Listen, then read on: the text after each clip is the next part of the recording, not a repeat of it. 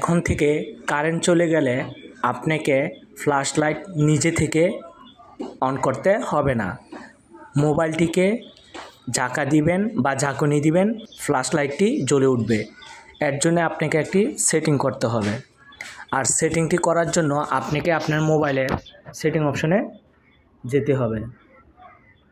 Setting অপশনে click করার পর এরপর স্ক্রল ডাউন করে একটু নিচের দিকে আসবেন, খুঁজে বের করবেন শর্টকাট অ্যান্ড অ্যাক্সেসিবিলিটি, এই অপশনটিতে ক্লিক করতে হবে। এরপর এখান থেকে স্মার্ট মোশন অপশনটিতে ক্লিক করবেন। ক্লিক করার পর এখানে লেখা আছে shake to turn on the flash light, এই অপশনটি অন করে দিবেন। অফ থাকবে, অন করে দিবেন। তাহলে এখন থেকে আপনার মোবাইলটি ঝাঁকুনি বা ঝাঁকা দিলে আপনার ফ্ল্যাশ লাইটটি জ্বলে উঠবে।